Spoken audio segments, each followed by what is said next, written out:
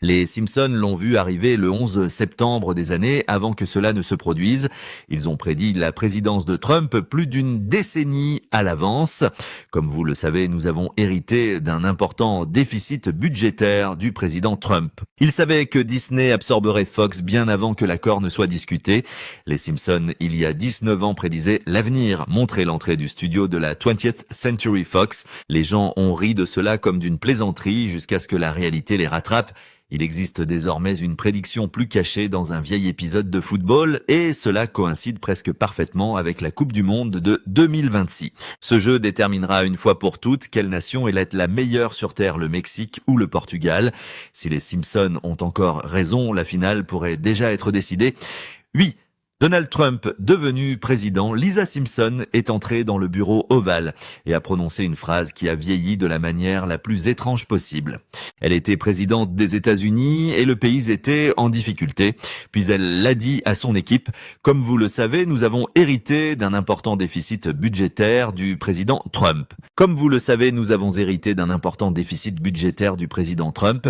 Cet épisode a été diffusé en mars 2000. Donald Trump n'a été président qu'en 2016. Trump était déjà célèbre à l'époque, mais pas pour la politique. C'était un homme d'affaires new-yorkais, un homme du secteur immobilier, un aimant pour la presse sensationnaliste et une célébrité qui savait garder les caméras braquées sur lui. Son nom signifiait tour, argent, interview bruyante et gros titres. L'apprenti n'était même pas encore libéré. Pour la plupart, le président Trump ressemblait à cet avenir fou que seuls les Simpsons montreraient pour rire. Mais l'idée n'est pas venue de nulle part. En 1999, Trump avait déjà joué avec l'idée de se nommer président. Il forme un comité exploratoire avec le Parti réformiste et évoque la possibilité d'une campagne publique.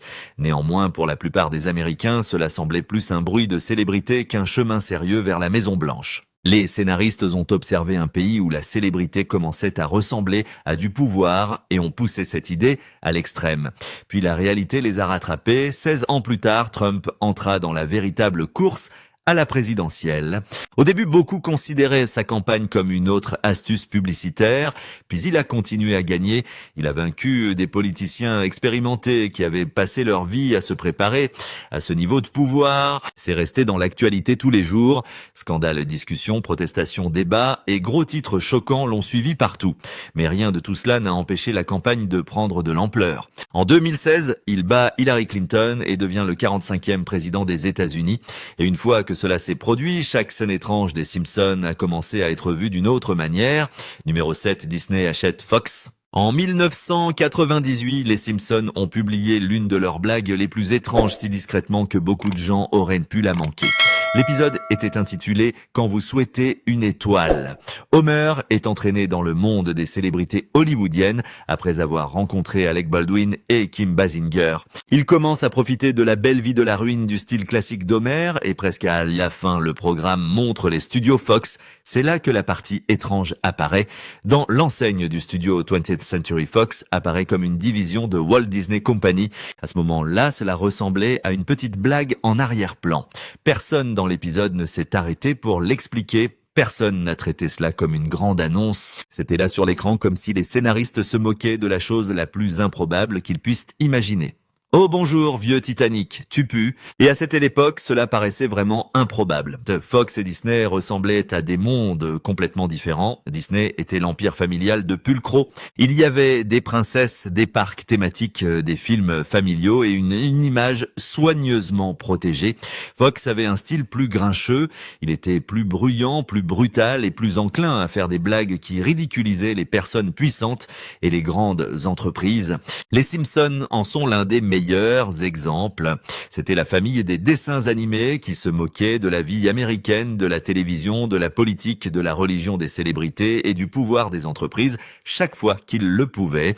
La blague avait donc du sens. Que se passerait-il si Fox, la maison des Simpsons, finissait par être absorbée par Disney pendant des années? C'était tout.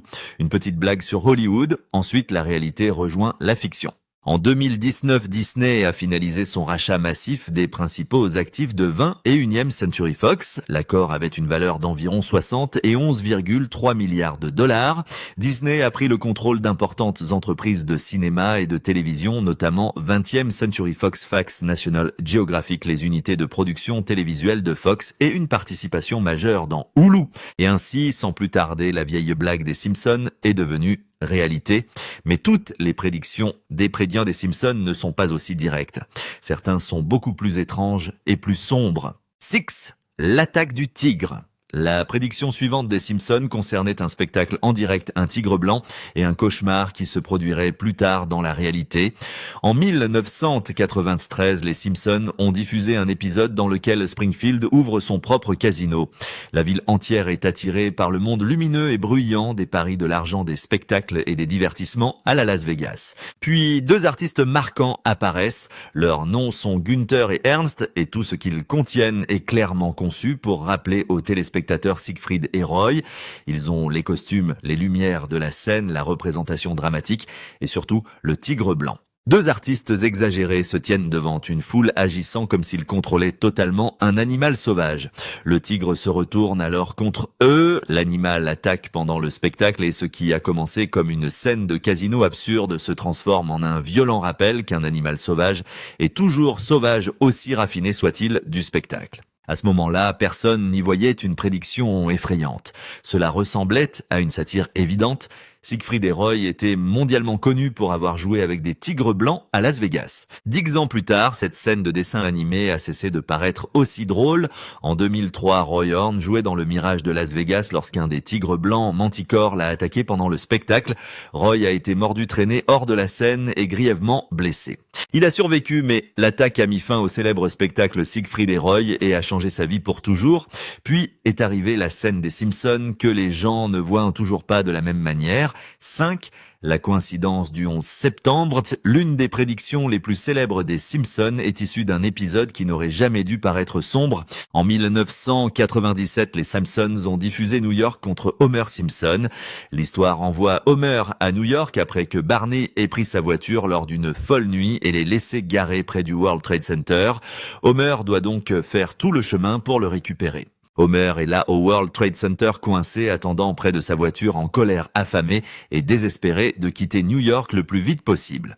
À cette époque, ce n'était qu'un épisode amusant sur Homer, faisant le pire voyage possible en ville.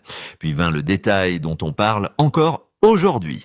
Dans une scène, Lisa tient une brochure annonçant un voyage à $9 à New York. Le chiffre 9 est en gros sur la page et juste à côté se trouvent les Twin Towers. Après le 11 septembre, les gens ont revu cette image et ont vu quelque chose qu'ils ne pouvaient pas oublier. Le 9 à côté des Twin Towers ressemblait au 11 septembre. Cette seule image est devenue l'une des plus grandes théories de prédiction des Simpsons. Après les attentats, l'épisode est devenu inconfortable à diffuser car le World Trade Center était un élément fondamental de l'intrigue. Pendant longtemps, de nombreux téléspectateurs ont arrêté de le voir à la télévision. Lors de son retour à certains endroits, des parties ont été éditées ou traitées avec soin car les tours ne faisaient plus seulement partie de l'horizon de New York. Ils faisaient partie de l'une des journées les plus douloureuses de l'histoire moderne. Et après cela, la série a présenté ses étranges prédictions au plus grand sport du monde. Numéro 4, le scandale de corruption de la FIFA. Scandale de corruption de la FIFA. Il n'aurait jamais dû confier la Coupe du Monde à Homer Simpson et c'est pourquoi l'épisode était drôle au début. Dans You Don't Have to Live Like a Referee, Lisa appelle Homer son héros parce que pour une fois, il fait ce qu'il faut. Ce moment l'emmène au plus grand tournoi de football de la planète. Soudain, Homer n'est plus assis sur le canapé avec un fil. Il est sur le terrain au Brésil, vêtu d'un uniforme d'arbitre, prenant des décisions devant des millions de supporters. La plaisanterie devient alors plus sombre. La Coupe du Monde est magnifique de l'extérieur. Les stades sont pleins, mais derrière cette image lumineuse, l'épisode montre quelque chose de pourri. Un haut responsable de l'organisation de football fictif apparaît et parle ouvertement de corruption. Il n'en a pas l'air surpris. Il ne considère pas cela comme un problème mineur. Il parle comme si tout le système était empoisonné par l'argent et le pouvoir, puis il est arrêté. À ce moment-là, cela ressemblait à une vilaine blague sur le football. Tout le monde savait que la Coupe du Monde n'était pas seulement une question d'objectifs et de fierté nationale, mais aussi d'accords télévisés, de sponsors, de droits de siège, de contrats de marketing et d'hommes puissants, prenant de grandes décisions à huis clos. Les fans ont adoré le jeu, mais beaucoup pensaient déjà que ceux qui l'avaient dirigé jouaient à quelque chose de très différent. Un an plus tard, le véritable scandale éclate. En mai 2015, la plus puissante organisation de football a été frappée par une affaire de corruption d'une telle ampleur qui a ébranlé ce sport dans le monde entier. 14 personnes ont été accusées, 9 étaient des managers de football, 5 étaient des cadres du marketing sportif. Les accusations comprenaient une association de malfaiteurs, une fraude électronique et un complot de blanchiment d'argent. Les dirigeants ont été accusés de transformer le football mondial en une machine privée à gagner de l'argent. Les pots de vin et les paiements secrets déterminaient qui pouvait vendre, diffuser et profiter des tournois pour des milliards de dollars. Les sommes étaient énormes. Plus de 150 millions de dollars de pots de vin et de commissions ont été payé ou convenu. La façon dont tout a été révélé a rendu la situation encore plus dramatique. La police suisse a arrêté plusieurs responsables à Zurich dans un hôtel de luxe juste avant le congrès annuel de la FIFA. L'image de la FIFA a changé presque du jour au lendemain. Pendant des années, cela a semblé intouchable. Elle contrôlait la Coupe du Monde, le plus grand événement sportif de la planète. Les pays se sont battus pour être les hôtes. Les entreprises ont payé des fortunes pour en faire partie. Les fans ont planifié leur vie en fonction de cela, puis tout à coup, les gros titres ne portaient plus sur les buts ou les trophées. Il s'agissait d'arrestations de pots de vin, de blanchiment d'argent et de corruption. Sepp Blatter n'a pas été arrêté ce jour-là, mais le scandale a entouré la FIFA alors qu'il continuait à être son image. Il a remporté un autre mandat de président peu après les arrestations, mais la pression a continué de croître. Quelques jours plus tard, il a annoncé qu'il démissionnerait et le même épisode de la Coupe du Monde ne s'est pas terminé avec des fonctionnaires corrompus. Il s'est également déplacé directement sur le terrain où un autre moment de football des Simpsons est devenu impossible à ignorer. Numéro 3, le désastre du Brésil en Coupe du Monde. Ce même épisode a mis le Brésil et l'Allemagne sur le même chemin pour la Coupe du Monde 2014 et dans les dessins animés, l'Allemagne a battu le Brésil 2-0. À cette époque, cela ressemblait à une simple blague sur le football, mais quelques mois plus tard, la Coupe du Monde a eu lieu au Brésil et ce qui s'est passé ensuite a été bien pire que tout ce que le dessin animé montrait. Le Brésil n'a pas seulement perdu contre l'Allemagne en 2014, il s'est également effondré face au reste du monde. Il s'agissait d'une demi-finale de la Coupe du Monde au Brésil devant tout le pays. Le Brésil a remporté la Coupe du Monde plus de fois que toute autre nation. Les supporters ne s'attendaient pas seulement à ce que leur équipe atteigne la finale. Ils pensaient que le Brésil devait protéger la fierté d'une nation de football, puis l'Allemagne a marqué. Au début, cela semblait douloureux, mais normal. Les grands matchs ont des buts précoces. Les équipes fortes récupèrent. Puis l'Allemagne a encore marqué. Miroslav Klose a marqué le deuxième but et est ainsi devenu le meilleur buteur de l'histoire de la Coupe du Monde. Cela à lui seul devait être l'une des nouvelles les plus importantes du match, mais nous n'avions pas le temps de l'assimiler car l'Allemagne attaquait toujours. Toni Kroos a marqué 2 fois de suite. Avant que le Brésil ne puisse respirer, Sami Khedira en a ajouté un autre. Avant que le match n'atteigne les 30 minutes, le Brésil perdait déjà 5-0. 5 buts en demi-finale de Coupe du Monde contre le Brésil au Brésil. La foule gardait un silence qui semblait irréel. Les supporters regardaient le terrain comme s'ils voyaient quelque chose d'impossible. Certains pleuraient, d'autres se couvraient le visage. Certains semblaient trop choqués pour réagir. Le Brésil n'était pas vaincu. Le Brésil était en train d'être détruit. Et la douleur était plus profonde que ce que signifiait le tournoi. Le Brésil n'a pas accueilli la Coupe du Monde depuis 1950 et ce vieux tournoi a laissé une blessure que le pays n'a jamais oubliée. À cette époque, le Brésil avait perdu le match décisif à domicile contre l'Uruguay. Pendant des décennies, cette défaite a poursuivi le football brésilien. Ainsi, lorsque la Coupe du Monde est revenue au Brésil en 2014, cela a semblé être une opportunité de réparer l'histoire, une opportunité de gagner à domicile. Mais le Brésil est arrivé déjà affaibli au match contre l'Allemagne. Neymar, la plus grande star du pays, était absent pour cause de blessure. Thiago Silva, le capitaine et leader défensif, a été suspendu. Le Brésil avait perdu son attaquant le plus dangereux et l'homme qui maintenait la défense ensemble. Malgré cela, personne ne s'attendait à ce que le jeu devienne un désastre public. L'Allemagne ne s'est pas arrêtée après la première mi-temps. André Schürrle a marqué 2 fois après la pause. Oscar a marqué tardivement pour le Brésil, mais ce n'était alors pas une consolation. C'était comme une petite marque sur une nuit déjà gâchée. Le score final était 2-7-1 et le plus étrange, c'est que les Simpsons ne se sont pas arrêtés à la défaite du Brésil face à l'Allemagne. Ce même épisode a également montré le seul joueur que le Brésil ne pouvait pas se permettre de perdre. Avant que l'Allemagne n'humilie le Brésil avait déjà perdu le joueur en qui tout le pays avait confiance. C'est arrivé en quart de finale contre la Colombie. Le Brésil était encore en vie dans sa Coupe du Monde. La foule a rugi et Neymar s'est chargé d'une pression que seul un dit Brésilien peut comprendre. Il avait déjà marqué 4 buts dans le tournoi et pour des millions de supporters, il était le joueur qui pouvait mener le Brésil au titre. Puis Juan Camilo Zúñiga a cloué son genou dans le dos de Neymar. Neymar est tombé dans l'herbe et ne s'est plus relevé. Ce n'était pas une perte de temps, ce n'était pas une tentative bon marché de gagner une faute. Il a été grièvement blessé. Le Brésil a remporté le match 2-1, mais le résultat est passé au second plan. Sa plus grande star avait été exclu du tournoi. La blessure était grave. Neymar s'était fracturé une vertèbre dans le dos et sa Coupe du Monde était terminée. C'est là que le lien avec les Simpsons devient étrange. Dans You Don't Have to Live Like a Referee, le Brésil a aussi une superstar. Son nom est El Divo. Il est frappant, talentueux, dramatique, célèbre et traité comme le joueur dont dépend le Brésil. C'est le genre de footballeur qui peut changer un match d'une simple touche, mais aussi celui à qui l'on reproche de tomber trop facilement. Cela ressemblait beaucoup à Neymar. Neymar était brillant avec le ballon. Il était rapide, habile, dangereux et adoré des supporters brésiliens, mais aussi critiqué pour avoir roulé, chuté et exagéré le contact.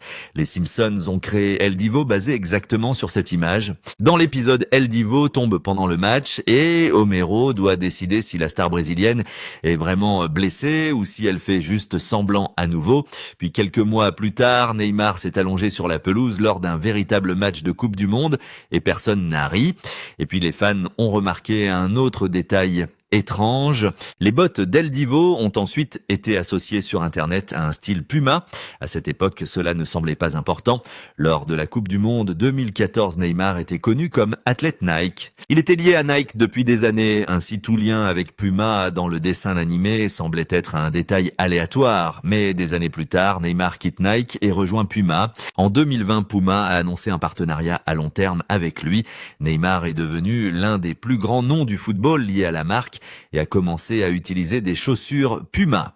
Après que tant de moments de football des Simpsons soient devenus si proches de la réalité, une vieille blague de football semble désormais bien plus importante dans la Coupe du Monde 2026. Premièrement, la prédiction de la Coupe du Monde de 2026. En 1997, les Simpsons ont montré un match de football qui ressemblait à une blague aléatoire.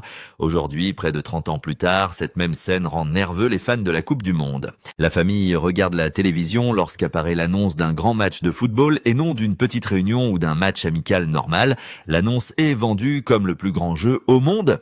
Puis, les équipes apparaissent. Le Mexique contre le Portugal. Le jeu déciderait une fois pour toutes quelle nation serait la meilleure du monde, Mexique ou Portugal. À cette époque, cela paraissait ridicule. Le Mexique et le Portugal n'étaient pas des choix évidents pour les dessins animés du plus grand match de football du monde, mais la scène n'a pas disparu.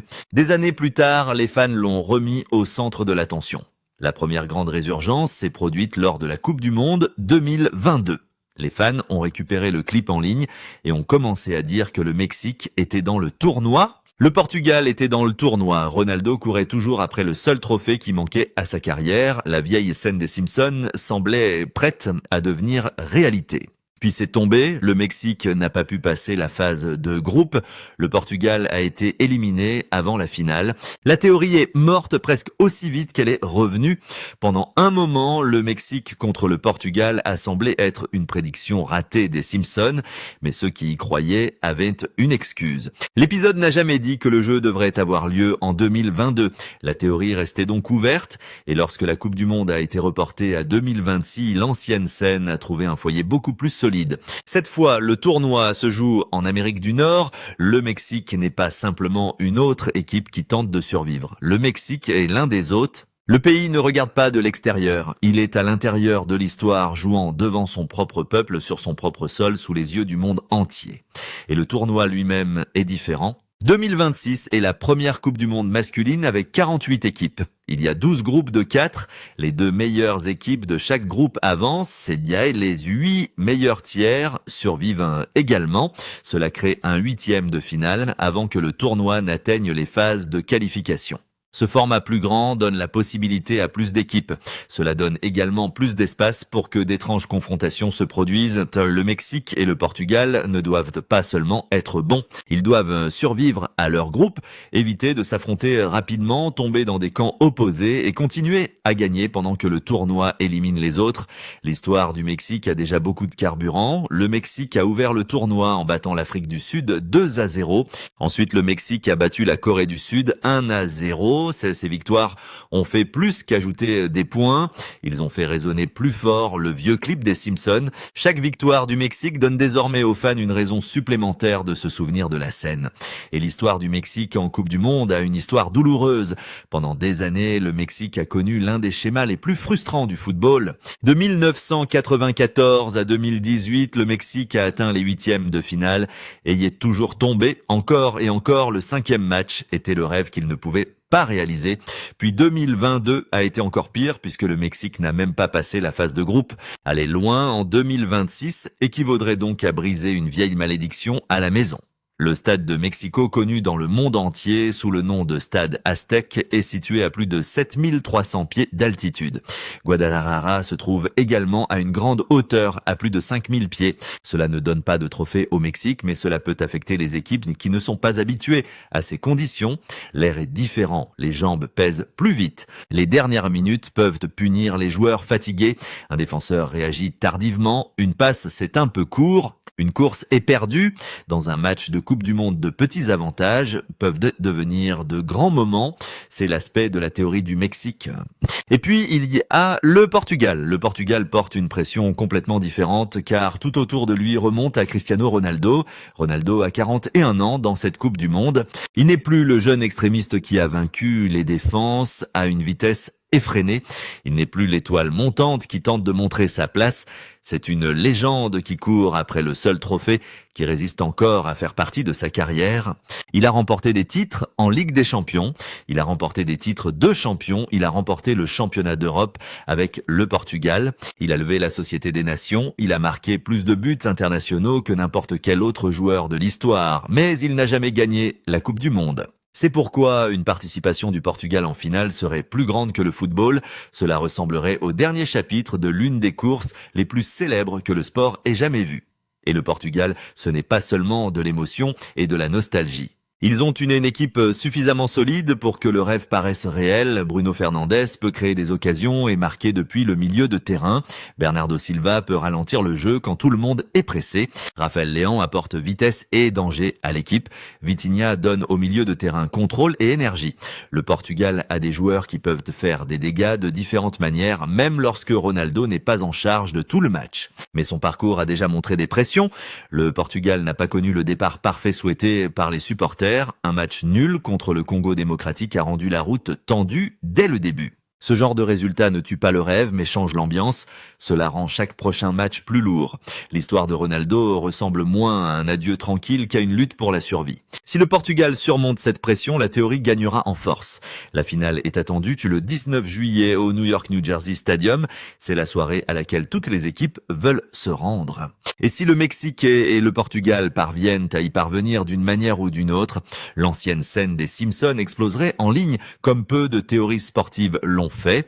Mais le plus inquiétant, ce ne sont pas seulement les équipes, c'est ce qui s'est passé pendant le jeu de dessin animé. Dans l'épisode, le jeu ne ressemble pas à un beau rêve de football. C'est lent, c'est frustrant. La foule est agitée, les fans perdent patience, puis tout s'écroule. Le jeu devient violent, les gens commencent à se battre. L'ambiance du stade est hors de contrôle. Il n'y a pas de fin propre et paisible, ni de coups de sifflet parfait, ni de moment de calme où un capitaine lève le trophée et où le monde célèbre. La vieille scène des Simpsons Simpson transforme le jeu en chaos. Et comme le tournoi se déroule en Amérique du Nord, certains fans ont tenté de relier cette version sombre à la tension du monde réel. L'une des théories souligne les relations tendues entre les États-Unis et l'Iran. Merci d'avoir regardé. Regardez maintenant les vidéos qui apparaissent à l'écran pour découvrir des histoires encore plus incroyables.